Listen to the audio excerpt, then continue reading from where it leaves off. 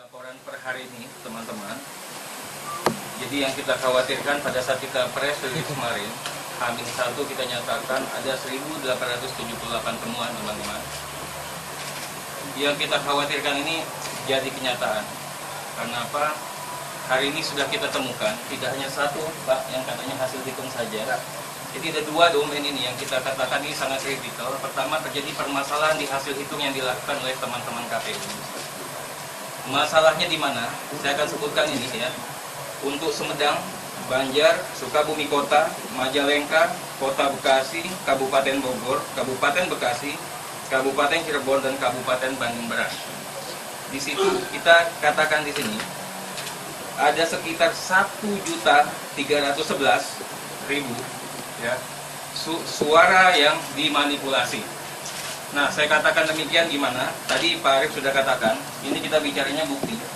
Jadi saya tidak mau bermain tanpa bukti, Pak. Ya. Yang ada di sini, ini jelas sekali hasil hitung-hitungan bukan hitung-hitungannya PDI Perjuangan, tapi hitung-hitungannya teman-teman KPU sendiri. KPU juga melakukan penyesatan. Dia katakan real count-nya sudah di-stop. Padahal sampai hari ini kita cek dia malam kemarin, dia masih hitung itu. Indikasinya seperti apa? Ya. Pertama, tidak ada pergeseran surat suara terhadap pasangan calon tertentu, padahal TPS-nya nambah, Pak. Itu satu. Kemudian yang kedua, penghitungan horizontal vertikal terhadap surat suara sah, ya, ini tidak sama. Yang kedua, parameter ketiga adalah terjadi pengalihan suara. Saya kasih contoh, ada tadi 9 kabupaten kota, saya kasih contoh kota Sumedang. Kota Sumedang, Kabupaten Sumedang. Di Kabupaten Sumedang ada pengalihan suara salah satu pasangan calon itu. Jadi gampang saja Mas hitung horizontal vertikal. Apakah itu untuk salah satu pasangan calon tertentu? Saya akan jawab nanti di persidangan di MK. Gitu. Ini indikasinya jelas. Ini untuk salah hasil itu. Kemudian yang kedua, pasangan calon nomor 4 ini luar biasa hebatnya. Kenapa? Di tempat-tempat yang dia menang, pemilih-memilihnya itu sama atau hampir sama dengan jumlah DPT. Mas harus ingat, tempat-tempat yang kota-kota besar biasanya partisipasi pemilih itu rendah. Tapi untuk Jawa Barat ini terjadi anomali nih. Anomali dalam konteks pemilih-memilih. Itu yang pertama. Kemudian yang kedua, kami temukan hampir di 11 kabupaten kota ini terdapat inkonsistensi di dalam penetapan surat suara yang sah dan tidak sah. Artinya apa? Banyak diketemukan pemilihnya Rike, dia katakan, ini surat suaranya tidak sah. Yang ngaku siapa? Akhirnya yang ngaku itu KPPS, penyelenggara pemilunya sendiri ngaku itu. Berikutnya lagi adalah, ya, kita katakan KPPS atau penyelenggara pemilunya berpihak. Semua sosialisasi, kita bicara Kabupaten Bogor di sini, sosialisasi untuk pasangan calon nomor 4. Materinya jelas itu, ada tulisan nomor 4. Akan saya hadirkan nanti, tapi nggak di sini. Berikutnya lagi adalah manipulasi pada saat pungut dan hitung. Ya, ini nggak ketahuan, bapak-bapak, ibu-ibu, nggak ketahuan, ya kan? Kalau kita nggak jeli, ya, manipulasi pungut dan hitung itu ada di 4 kabupaten yang nyata-nyata langsung. Ya, kita kasih tahu ini namanya Ciamis, Tasik, Indramayu, dan Garut. Manipulasi hasil hitungnya dan nyata-nyata mempengaruhi perolehan suaranya itu ini. Berikutnya lagi eksodus pemilih. Ini luar biasa.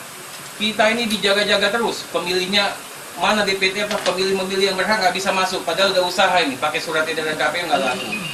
Tapi kejadiannya apa? Ya, di Kabupaten Cirebon pemilih-memilih itu banyak sekali yang nggak pakai apa-apa bisa milih. Kabupaten Bogor juga begitu. KPU-nya kemana ini? Ya, ini juga kita ingin katakan di sini. Terakhir kita katakan lagi, Pak Aher juga harus bisa cukup hati-hati di sini. Kenapa? Kok penduduk Jawa Barat itu meningkat begitu besarnya 46 juta? Ya, cepat sekali. Tapi dia lupa ini kalau mau main ya. Harusnya DPT-nya nambah juga gitu. Kalau enggak nanti ketahuan mainnya gitu kan. Ini yang kita bisa buktikan sampai hari ini mengenai kesalahan hasil hitung yang dilakukan oleh KPU, kemudian instrumen hukum apa yang dipakai untuk teman-teman KPU untuk melakukan justifikasi. Kemudian berikutnya mengenai masalah pelanggaran. tadi Pak Ketua sudah katakan di sini ada beberapa pelanggaran, tapi kita kasih klaster Pak. Untuk Ciamis, Tasik, Indramayu, Garut, dan Banjar itu. Temuan kita adalah penggunaan fasilitas dan program daerah, termasuk Kabupaten Cirebon. Tadi dikatakan bansos, ada gambar apa, ada data ini. Ya. Kalau Pak Ketua dia namanya kebijakan, tapi kami ini orang hukum kan harus lebih teknis lagi. Jadi kita bisa buktikan, ya, ada videonya juga, ada fotonya. Pada tanggal sekian, Bapak Gubernur yang merasa terpilih ini ngomong itu, saya mohon doa restu, tolong bantu kami, akan ada bantuan daerah, kita akan kasih ke desa Bapak. Dia pikir kita nggak rekam itu. Sebulan kemudian turun itu bantuan.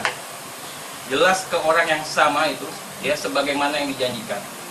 Dia juga lupa, kemarin dia katakan, mohon Pak, saya mau maju, tolong kasih dukungan ke kita. Ya.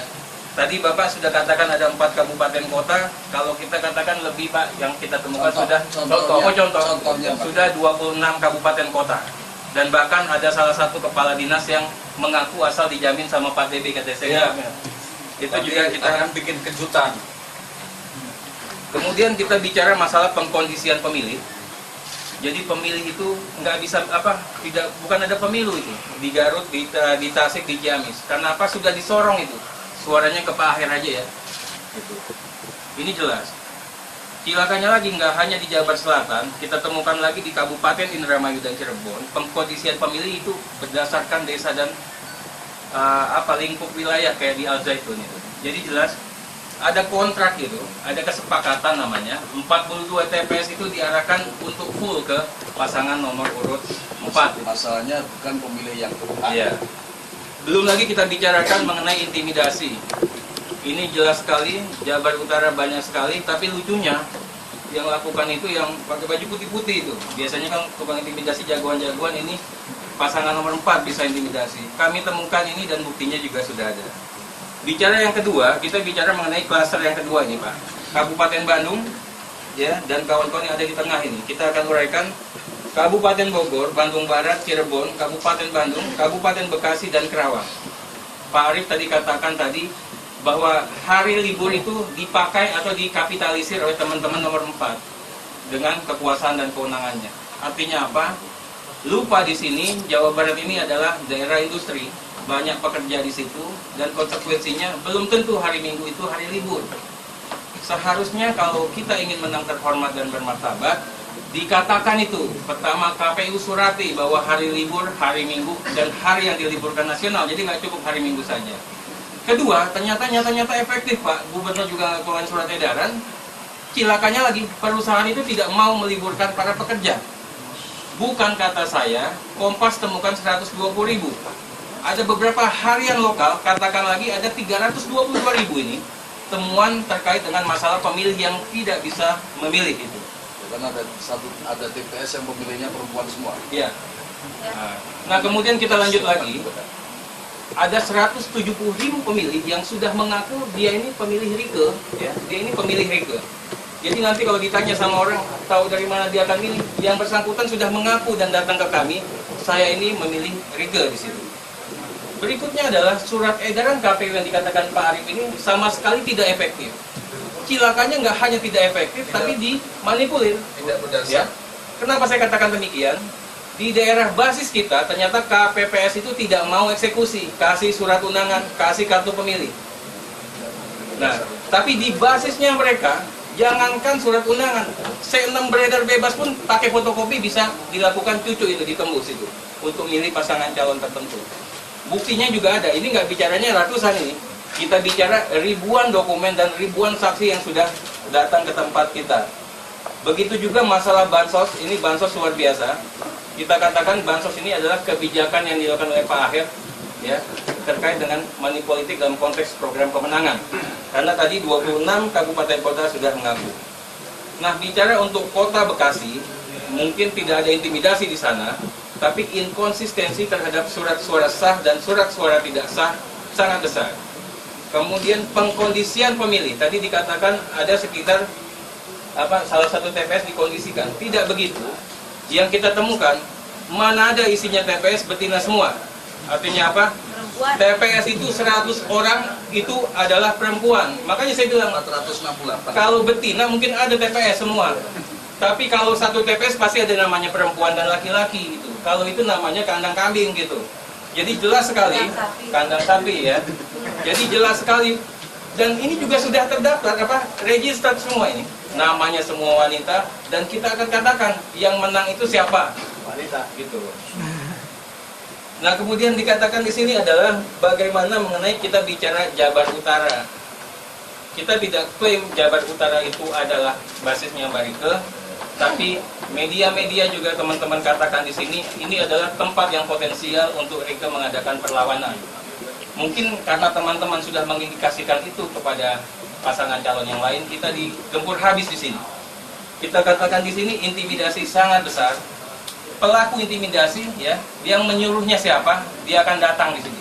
Dan siapa yang menyuruh dia akan akui.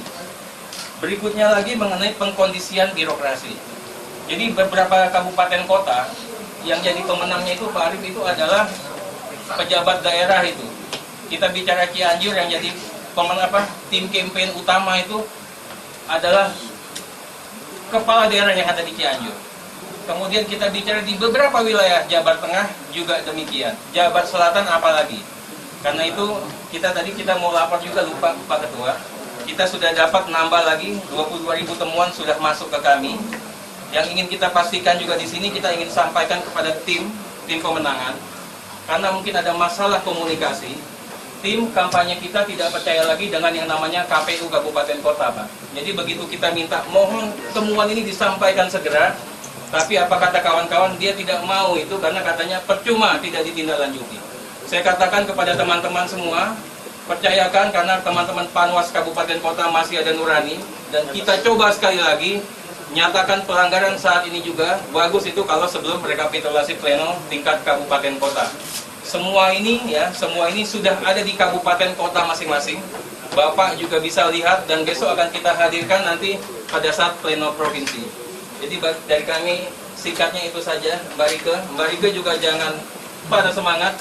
Hasil hitung-hitungan kami, Mbak, hitung-hitungan kami masih katakan di sini, memang ada sekitar 6% suara-suara belum terhitung.